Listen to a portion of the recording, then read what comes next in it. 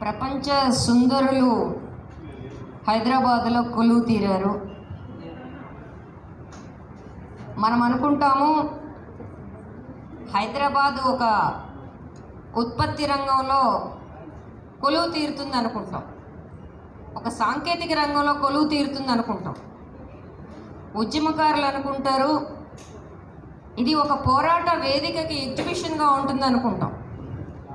ఇవేం కాదు, ఆడవాళ్ళే మొక్కలు మొక్కలుగా శరీరాలు అవయవాలు చొప్పున అమ్ముతూ ఉంటున్నారు. వాళ్ళు హోల్సేల్ కాదు, రిటైల్. అమ్మదలుచుకున్న వాళ్ళు ప్రైవేట్ వ్యాపారస్తులైతే కార్పొరేట్ ప్రపంచం అని చెప్పి అనొచ్చు. దీన్ని స్పాన్సర్ చేస్తున్న వాళ్ళు ప్రభుత్వాలు అవడం, వీళ్ళని ఏ రకంగా అభివర్ణించాలో బహుశా 2 నెలల నుంచి మాకు ఎవరికి అర్థం కావట్లేదు. దీంట్లో బహిరంగంగా పట్టపగలు ఇన్ని అబద్ధాలు కూడా ప్రభుత్వాలు చెప్తారు అనేది కూడా మనకు స్పష్టంగానే పడుతుంది. మొట్టమొదటి విషయం, అసలు దేన్నైనా మనం ఆలోచించుకుంటే ఓ సమాజం ముందుకెళ్ళడానికి 2 అంశాలు ఉంటాయి. ఒకటి ఉత్పత్తి, రెండోది ప్రత్యుత్పత్తి. ఉత్పత్తిలోనూ ప్రత్యుత్పత్తిలోనూ ఆడవాళ్ళ శరీరాలు కీలకమైనవి. ఉత్పత్తి రంగంలో తెలంగాణలో వ్యవసాయ రంగంలో 60% మంది ఆడవాళ్ళు ఉన్నారు. ఐటీ హబ్లో కూడా అంత తక్కువేం ఆడవాళ్ళు లేరు. అంటే ఉత్పత్తి రంగంలో ఆడవాళ్ళు కీలకంగా ఉన్నారు. అయినా కానీ వాళ్ళ కేపబిలిటీస్కి, వాళ్ళ సమర్థతలకు తగినట్టుగా ఉద్యోగాలు లేవు. ఉద్యోగాలు కల్పించడంలో మీరు విఫలమయ్యారు. రెండో పక్కన మీరు అంటున్నారు ఈ అందాల పోటీల వల్ల రాష్ట్రం ముందుకెళ్తుంది అని చెప్పి. ఇక్కడ ప్రశ్న ఏంటంటే, అయ్యా మీరు పెట్టిన ఈ అందాల ప్రదర్శన వల్ల తెలంగాణ రాష్ట్రం ఏ రకమైన ఉత్పత్తిలో ముందుకెళ్తుంది అని మా ప్రశ్న. అంటే ఈ శరీరాలు ఆడపిల్లలు, స్కూలు ఆడపిల్లలకు కూడా చూపించండి అని ముఖ్యమంత్రి గారు ఎక్కడ ఉపదేశించినట్టుగా విన్నాను, నేను చదివాను. అంటే మన ఆడపిల్లలు స్కూల్స్ నుంచి, కాలేజెస్ నుంచి వెళ్ళి ఈ అందాల భామల నుంచి ఏమి నేర్చుకోవాలి? శరీరాల్ని ఈ కొలమానాల్లోకి ఎట్లా తీసుకురావాలి? చిన్నతనం నుంచి నేర్చుకోవాలా? నీ చర్మాన్ని మెరుగుపరచుకోవడం కోసం, నీ గోల్డ్ పాలిష్ చేసుకోవడం కోసం ఎంత టైం కేటాయించాలనేది నేర్చుకోవాలా? ఇది నేర్చుకోవడానికి ఈ స్కూల్ కాలేజెస్ ఏజ్ కరెక్టా? స్కూల్ కాలేజెస్ ఏజ్లో నేర్చుకోవాల్సింది ఏంటి? నీ శక్తి సామర్థ్యాలు, నీ నైపుణ్యాలు, నీ మేధస్సు, నీ జ్ఞానం ఎట్లా పెంచుకోవాలి? నీ స్కిల్ డెవలప్మెంట్ ఏంటి? నువ్వు జీవితాన్ని ఎదుర్కోవడానికి అవసరమైనా, లేకపోతే ఉత్పత్తిలో నీ భాగస్వామికి అవసరమైనా, నువ్వు సంపాదనకు అవసరమైనా, తద్వారా దేశం, రాష్ట్రం ముందుకెళ్ళటానికి ఉత్పాదనలో భాగంగా నువ్వేం నేర్చుకోవాలనేది ఈ వయసు.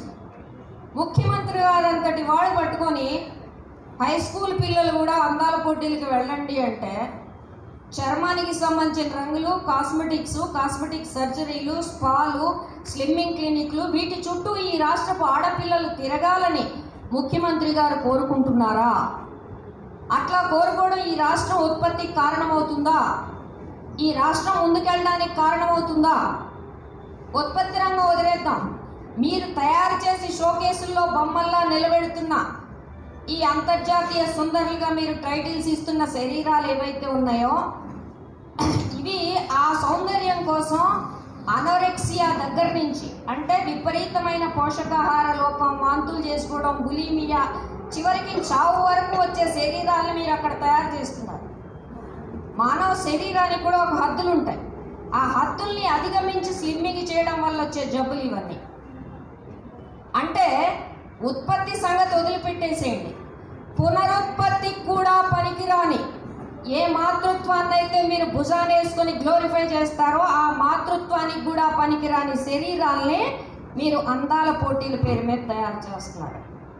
ఉత్పత్తికి ప్రత్యుత్పత్తికి పనికిరాని మనుషుల్ని తయారు చేసి వాళ్ళని రాష్ట్రానికి ఆదర్శంగా ఆడపిల్లలకి మీరు చూపెట్టి రాష్ట్రాన్ని ఎక్కడ తీసుకెళ్దాం అనుకుంటున్నారు మీరు? ఎవరో వ్యాపారస్తులు శరీరాలు అమ్ముకుంటున్నారంటే అర్థం చేసుకుంటాం, కానీ మీ రాష్ట్ర ప్రభుత్వాలు ఏం చేస్తున్నారనేది ప్రశ్న. రెండవది, 100 కోట్ల రూపాయలు, పైకి ప్రకటించింది 25 కోట్లు, నెలకు ₹1,00,000 రూము, 50,000 రూపాయల భోజనం, టూరిస్టం, ఈ ఖర్చులన్నీ కలిపితే, వాళ్ళకి ఇచ్చిన బంగారంతో కూడా కలిపితే 300 కోట్లు ఉంటాయని చెప్పి ఎవరో చెప్తున్నారు ఈ మధ్య. 30 తులాలు బంగారం ఇచ్చారంటండి, మీకు నాకు ఓట్లు వేసినా కానీ ఇవ్వలేదు. ఆత్మహత్య చేసుకునే రైతులకు పైసలు లేవు, పెన్షన్లకు పైసలు లేవు, రాష్ట్రంలో ప్రాజెక్టులకు పైసలు లేవు, కానీ 30 తులాల బంగారానికి పైసలు ఉన్నాయి. ఈ రాష్ట్ర ప్రజల సొమ్ముని ఎవరు సొమ్ముని దోచిపెడుతున్నారండి ఈ అంతర్జాతీయ సుందరిమణులకి? వాళ్ళు ఏమన్నా వచ్చి నా తెలంగాణ భూముల్లో పనిచేస్తారా? సరే, అది వదిలిపెడదాం. మీరు పెట్టిన ఖర్చు, ఈ ఖర్చుకు మీరు ఇచ్చిన జస్టిఫికేషన్ ఏంటి? మీరు 2 అన్నారు. ఒకటి టూరిజం పెరుగుతుంది, రెండోది ఇది సాధికారతకు కారణం అవుతుంది. ఆత్మ ఒకటి ఉంటే విశ్వాసం, వాళ్ళకే లేదు ఆత్మ, పెట్టిన వాళ్ళకి ఇంకా మళ్ళీ విశ్వాసం ఎక్కడి నుంచి వస్తుంది? ఆత్మ ఉన్న వాళ్ళు ఎవరు ఇట్లా అంగట్లో పెట్టరాడవాళ్ళని. ఆత్మలు కరువైపోయి అసలు సమస్య వస్తాం. సరే, నీవే ప్రపంచవ్యాప్తంగా మా సంజయ్ చెప్పినట్టుగా బిగినీ పోటీలుగా ప్రారంభమై చివరికి ఈ దశకు వచ్చిన దాంట్లో దీని పరిణామం చాలా సుదీర్ఘమైంది. కానీ ఈ పరిణామంలో ఇటీవల కాలంలో వచ్చిన అంశాలు ఏంటంటే, ఇదిగో ఈ ఆడవాళ్ళందరూ నోరేసుకుని పడిపోతున్నారు, మమ్మల్ని నమ్మేస్తున్నారు అంటున్నారని చెప్పి వీళ్ళు ఏం చెప్పారంటే, నీ ఎంటర్ప్రెన్యూర్షిప్, నీ చాయిస్, నీ ఎంపవర్మెంట్, తర్వాత ఫైనల్గా నీకు సంబంధించిన ఉనికి, నీ అస్తిత్వం, ఇవన్నీ కలిపి అందాల పోటీలు అన్నారు. ఇప్పుడు జరిగిన అందాల పోటీల కాండని మీడియా అంతా లొట్టలేసుకుంటూ, మీడియా చూసేవాళ్ళు లొట్టలేసుకుంటూ, అక్కడ కూర్చున్న వాళ్ళు లొట్టలేసుకుంటూ, దాన్ని నిర్వహిస్తున్న వాళ్ళు లొట్టలేసుకుంటూ, ఎగబడుతూ ఉన్నవాళ్ళు ఎవరైతే ఉన్నారో మీరందరూ మాకు చెప్పండి, ఏం చెప్పాలి? ఈ మొత్తం ఈ లిస్ట్ చెప్పారు కదా, సాధికారత, ఆత్మవిశ్వాసము, ఎంటర్ప్రెన్యూర్షిప్, ఇంకోటి ఏంటి, టూరిజం, తర్వాత ఆత్మగౌరవము, ఇవన్నీ ఈ మొత్తం సెల్ఫీల్లో ఎక్కడన్నా చూపించగలుగుతారా? నేను దానికి వస్తా. చూపించగలుగుతారా? ఎక్కడన్నా కలికానికన్నా దొరుకుతాయా ఎక్కడన్నా? అట్లా దొరికే లెక్క అయితే సాధికారత అందాల పోటీలే కారణమైతే ఐఏఎస్లు మానేసి అందాల పోటీలకు వెళ్ళండి, రాజకీయాలు మానేసి అందాల పోటీలకు వెళ్ళండి. ఈ రాష్ట్రంలో మా పొలంలో పనిచేసే అమ్మాయిలు, ఆడవాళ్ళందరినీ, అమ్మ మీరు పొలం పనులు చేయడం ద్వారా మీకు సాధికారత లేదు, మానేసుకుని అందాల పోటీలకు రమ్మనండి. వాళ్ళు కూడా బ్యూటీ కంటెస్ట్లో మొఖాలకు ఏం పులుకోవాలో లేపనాలును పూతలు వెతుక్కుంటూ తిరుగుతారు. ఆ తర్వాత పొలంలో వ్యవసాయం ఈ మంత్రులందరూ వెళ్ళి చేద్దరు. కానీ 60% కదా, ఎవరు పూడ్చాలి మరి? భూవేడి నుంచి రావాలి, పోయి చేద్దరు కానీ రండి. ఏం మాట్లాడేదానికి ఒక పద్ధతి ఉండాలా? అసలు సాధికారత అంటే అర్థం తెలుసా? రాజకీయాలు చేయడం అనుకుంటున్నారా సాధికారత అంటే? ఆడవాళ్ళకి సంబంధించి శరీరాన్ని బానిస వ్యాపారులు పెట్టినట్టు అంగట్లో పెట్టి ఇది సాధికారత అని మమ్మల్ని నమ్మంటారా? చాయిస్ అంటున్నారు, ఎంటర్ప్రెన్యూర్షిప్ అంటున్నారు. ఈ ఎంటర్ప్రెన్యూర్షిప్ ఇన్వెస్ట్మెంట్ ఏంటి? నీ శరీరమా? ఇదొకటి నేర్చారు 25 ఏళ్ళ నుంచి. ఈ ఉదారవాద ఆర్థిక విధానాలు వచ్చిన తర్వాత నీ చాయిస్. ఈ నీ చాయిస్ ఏంటి? రైతు ఆత్మహత్య చేసుకుంటే అది ఆయన చాయిసా? రైతు ఆత్మహత్యలన్నీ ప్రభుత్వం చేసిన హత్యలు అంటున్నాం మేము. అట్లనే ఇవాళ అందాల పోటీలకు వచ్చిన దాంట్లో చాయిస్లు ఏం లేవు, కంపల్షన్సే ఉన్నాయి. ఆ కంపల్షన్స్ ఎంత ఉన్నాయంటే, నువ్వు ఎవరి దగ్గర కూర్చోమంటే అక్కడ కూర్చోవాలి, ఎన్నిసార్లు నవ్వమంటే అన్నిసార్లు నవ్వాలా, ఏ బట్టలు వేసుకోమంటే ఆ బట్టలు వేసుకోవాలా, ఏ ప్రొడక్ట్ కోసం నీ శరీరాన్ని వాడాలంటే ఆ శరీరాన్ని నీకు వాడాలి, నువ్వు ఏ కాస్మెటిక్స్, ఏ పూతలు నువ్వు పూసుకోవాలంటే ఆ పూతలు నువ్వు పూసుకోవాలి, ఏ కెమెరాకి ఏ దశలో, ఏ దిశలో, ఏ దిక్కులో నువ్వు పోజు పెట్టమంటే ఆ పోజు పెట్టాలి. ఇది చాయిసా? ఎంపిక చేసుకునే అవకాశం ఏముందా? అక్కడ నిలబడిన 100 మంది అందగత్తెల్లో ఎవరైనా నేను ఈ పూట నిలబడినండి, ఈ టేబుల్ దగ్గర భోజనం చేయను అంటే, ఇప్పుడు మిర్లా మ్యాగీ మాదిరిగా వీళ్ళ చాయిస్ కథ ఎంత ఉందో చూడండి. ఆ అమ్మకి ఇక్కడ మాట్లాడే ధైర్యం కూడా లేదు ఈ సాధికారత దెబ్బకి. ఇంగ్లాండ్ పోయి అక్కడ చెప్పుకోవాల్సిన పరిస్థితులు ఈ సాధికారత. అంటే సాధికారతలో ఎంత నేతి బీరకాయల నెయ్యో మీరు అర్థం చేసుకోండి. రెండోది, ప్రభుత్వం హడావిడిగా ప్రకటించింది నేను దీని మీద విచారణ జరుపుతాను. మామూలుగా మీ గవర్నమెంట్ డిపార్ట్మెంట్లో, పోలీస్ డిపార్ట్మెంట్తో సహా, చట్టాన్ని అమలు చేసే న్యాయ వ్యవస్థలతో సహా, ఒక్క ఐసీసీలో మా భూమికా సత్యవతి గారిని చెప్పమంటే 100 ఉదాహరణలు ఎడం చేత్తో చెప్తుంది. ఇప్పుడు ఐసీసీలో ఉన్న వాళ్ళు అందరం చెప్తాం. ఒక్క గవర్నమెంట్ డిపార్ట్మెంట్లో అందరి ముందు జరిగిన దానికి కూడా prevention of sexual harassment act కింద ఒక కేసుని నిరూపించడానికి, దాని మీద ఇంత శిక్షని అమలు జరపడానికి మా తల ప్రాణాలు తోకొస్తున్నాయి. అన్ని ప్రాసెస్లు చేస్తే అన్ని నెలలు ఐసీసీలో కూర్చుంటే కానీ ముందుకే అంటున్నాం. ఇవాళ హడావిడిగా ఈ విషయం ఆచరణకి ఆదేశించిన వాళ్ళకి తెలియదా? వీళ్ళకి తెలియదు, మంత్రులకు తెలియదు, నేను ఒప్పుకుంటాడు. చట్టాలు చేస్తే మన పరిస్థితి ఇట్లెందుకు ఉంటుంది. కానీ అధికారులుగా ఎవరు జయేష్ రంజన్, స్మితా సబర్వాల్, ఆమె కూడా ఎదుర్కొందిగా ఇలాంటివన్నీ ట్రోలింగ్లు. వీళ్ళకి తెలియదా చట్టాలు ఏంటో? వాళ్ళు ఒక ఐసీసీ కంప్లైంట్గా తీసుకోదలుచుకుంటే, నీ టెంపరీ వర్క్ ప్లేస్లో ఒక ఐసీసీని పెట్టావా? ఏమన్నా కంప్లైంట్ తీసుకున్నావా? అధికారిక ఎంక్వైరీలు మనకి ఎట్లుంటాయో మనందరూ తెలుసు. ఏంటి సంధ్య, నిన్నెవరన్నా ఏమన్నా అన్నారా అంటే ఏమంటది? కంటెస్టెంట్ బ్యూటీ అవ్వాలని ఒక కోరిక, పోటీలో నిలబడి ఉంది. ఏమైనా పట్టుకొని నేను అడుగుతా ఎంక్వైరీలో, సంధ్య నిన్నెవరన్నా ఏమన్నా అన్నా? అదే లేదండి, అసలు అంతా చాలా బాగుంది. అన్నారా లక్ష్మి అంటే ఏమంటారు? అదే చాలా అద్భుతంగా ఉంది. ఈ బలవంత బ్రాహ్మణార్థాలు నడుపుతా మీరు ఎంక్వైరీ చేస్తారా? అయ్యే పనేనా? ఎవరికి చెప్తున్నారు ఈ కథలు? చిన్నపిల్లలు కూడా నమ్మరే. కాస్త కథలు చెప్పినా నమ్మేంటి చెప్పండి రాష్ట్ర ప్రభుత్వాలు. ఈ తమాషా అంతా, ఈ ఫార్స్ అంతా ఒక భాగం. ఆ తర్వాత ఫార్స్ ఏంటి? సరే ఒప్పుకుందాం, ఆడవాళ్ళకి అన్ని రకాల అబద్ధాలు చెప్పి మీ శరీరమే పెట్టుబడిగా దీన్ని చిత్రించి, కోసి, ముక్కలు చేసి, అతికిచ్చి, ప్లాస్టిక్ సర్జరీ చేసి అందగత్తెలుగా తయారయ్యి అమ్ముకోండి అని చెప్పారు. అమ్ముకోవటానికి పాపం సంవత్సరాల తరబడి వాళ్ళ శరీరాలను చిత్రహింసలు పెట్టిన వాళ్ళు పాపం వచ్చారు. వాడు బాధితులు, సర్వైవర్స్. అందుకనే మా సంజయ్ దాకా నుంచి వాళ్ళ పట్ల సానుభూతి ప్రకటిస్తారు. వాళ్ళు సర్వైవర్స్, మాకు సానుభూతి ఉంది. పైగా వీళ్ళ వర్షన్స్ వచ్చాయి. వాళ్ళలో ఎక్కువ మంది ఏదో ఒక రకమైన అట్రాసిటీకి గురైన వాళ్ళు, బాధితులు వాళ్ళు. వీళ్ళందరికీ మా అందరి తరఫున మా పూర్తి సహానుభూతిని ప్రకటిస్తూ వాళ్ళకి చెప్పాల్సింది ఏంటంటే, అమ్మా, మీరు ఏ పురుషాధిక్య ప్రపంచం వల్ల, ఏ అసమానత, ఏ వివక్షత వల్ల ఈ దాడులకు గురయ్యారో, ఆ దాడులు పెంచే మేల్ గేజ్, మగ దృష్టి, మగ చూపు, దానికి కమర్షియల్ వాల్యూ ఇవ్వడానికి మీరు నిలబడి ఏ రకంగా మీ మీద జరిగిన దాడుల నుంచి మిగిలిన వాళ్ళని కాపాడుతామని మీరు చెప్తున్నారో నాకు చెప్పండి.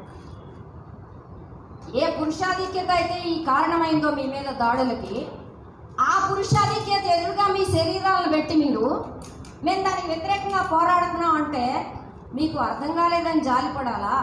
అర్థం చేయించేవాళ్ళు లేక ఈ ఉదారవాద ప్రపంచంలో ఇది తప్ప చాయిస్ లేదని మీకు చెప్తున్నారా? లేకపోతే పోట్లాడడం అంటే ఇది ఒక లైమ్ లైట్లోకి వస్తాం కాబట్టి ఇది ఒక వేదికని మీకు చెప్తున్నారా?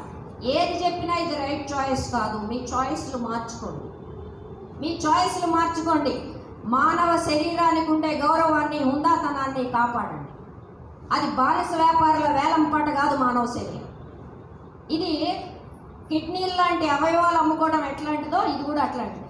ముక్కలు చేసి కోసి అమ్ముకోరు, కానీ చూసి అమ్ముకుంటారు. అందుకని దీనికి పెద్ద తేడా అని.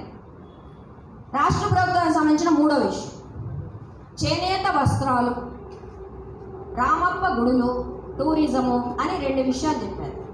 ఇప్పుడే ఈ రౌండ్ టేబుల్ గురించి మిత్రుడు అందరితో మాట్లాడుతుంటే, మా పాల్కే స్కూల్ ప్రిన్సిపల్తో మాట్లాడుతుంటే ఒక అరగంట సేపు నవ్వాడు. ఎంత నవ్వుతున్నావేంటబ్బా అంటే, సరేనండి పెంచుకుంటామన్నారు కదా, పోచంపల్లి చీరలు వాళ్ళకి గట్టించారు, బాగానే ఉంది. కానీ పోచంపల్లికి సంబంధించిన చరిత్ర, దాని స్కిల్, దాని జిఐ ట్యాగు, దీని మీద ఏమన్నా ఒక 10 నిమిషాలన్నా వీడియో చేసేమన్నా విడుదల చేశారా? ఉట్టి స్వర్గానికి వేసావు కదా, నిచ్చిన ఉట్టి కన్నా వెళ్ళాలిగా. ఎక్కడన్నా ఉందా దానికి? ప్రమోషన్లో భాగంగా నీ ప్లాన్ ఏంటి? నీ వ్యాపారం ప్లాన్ ఏంటి? పోనీ అదన్నీ అడుగుదాం. అమ్ముకుంటే అమ్ముకున్నావు ఆడవాళ్ళని. నీ వ్యాపారం ప్లాన్ ఏంటో చెప్పు. నీ వ్యాపారం ప్రమోషన్ ప్లాన్ ఏంటో చెప్పు. నీకు వచ్చిన అదనపు ఎక్స్పెండిచర్, జిఐ ట్యాగ్ కాకుండా పోచంపల్లి వస్త్రాలకు వచ్చిన అదనపు ప్రచారం ఏంటో చెప్పు. ఈ 300 కోట్ల దెబ్బకి 300 కోట్లు పోచంపల్లి వాళ్ళకి ఇచ్చిన ఈ పాటికాళ్ళు ఇంకో డబల్ ఉత్పత్తి చేసి ప్రపంచంలో అందరూ సప్లై చేసి ఉండేవాళ్ళు. అది లేదు. టూరిజం, రామప్ప గుడి, యునెస్కో గుర్తింపు పొందిన రామప్ప గుడి దగ్గర మనం ఏం చేసాం? గోచేతి కొబ్బరికాయ ఇస్తే ఏం చేస్తుంది? అక్కడ తీసుకెళ్ళి ఆడవాళ్ళతో కాళ్ళు గడిగించాం. మన దొరతనానికి సంబంధించిన కాలం చెంగిల 100 ఏళ్ళ నాటి బుద్ధులు ఇప్పుడు కూడా దొరలకపోవాలి. కాళ్ళు గడిగించుడేమాట. అది కూడా ఆడవాళ్ళే రావాలి. మీరందరూ చేయొచ్చుగా, ప్రమోషన్కి మీరు అందరూ వెళ్ళి కాళ్ళు కడగొచ్చుగా. మాకు కూడా ముద్దుకుండేది ఆడవాళ్ళ కాళ్ళు కడుగుతున్నారని. ఏం ఆడవాళ్ళే ఎందుకు అవసరం అయ్యారు? కడిగిచ్చారు. సరే, ఆ యునెస్కో గుర్తింపు టూరిజం పెంచాలిగా మీరు, దానికేగా మీరు చెప్పింది.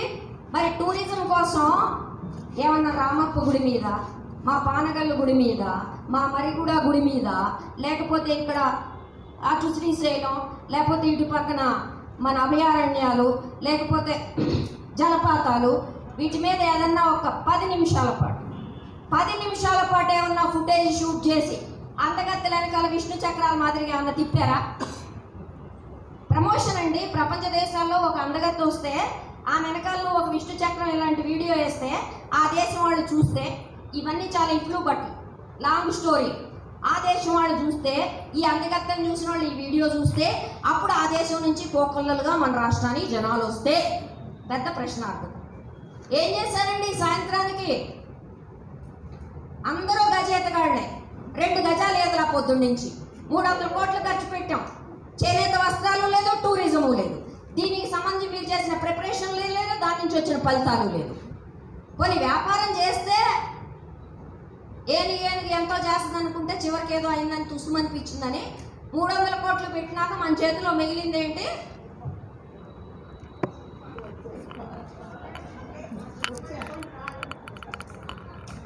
పోనీ ఆడవాళ్ళ శరీరాలు ఫణంగా పెట్టి ఇన్ని అబద్ధాలు మాట్లాడినా ఏదో ఫలితం ఉండాలి కదా రాష్ట్రానికి.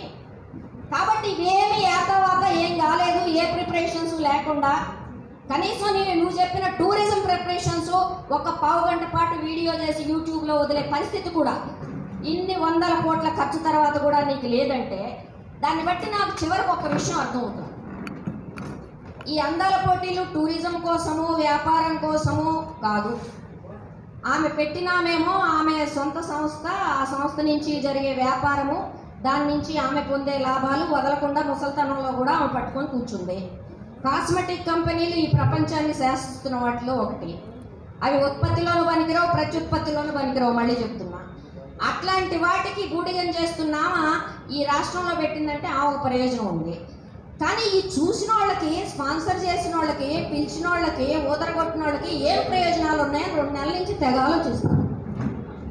ఆలోచించినాక నాకు కనపడింది ఒకటే, ఎదురుగా కూర్చుని నోళ్ళు ఎల్లబెట్టడము, చొంగగార్చుకోవడం తప్ప వచ్చిన ప్రయోజనం ఏమీ లేదు వ్యాపారంతో సహా అనేది నాకు అర్థమవుతుంది. క్షమించండి, ఇంతకంటే ఇందులో ప్రయోజనం నాకేం కనపడదు. 300 కోట్ల తర్వాత నోరెళ్ళబెట్టుకొని చొంగగార్చే ఆనందం తప్ప ఈ రాష్ట్రానికి 1 పైసా ప్రయోజనం లేదని ఈ రాష్ట్ర ప్రభుత్వం సాక్షిగా నేను ప్రకటిస్తున్నాను. Thank you very much.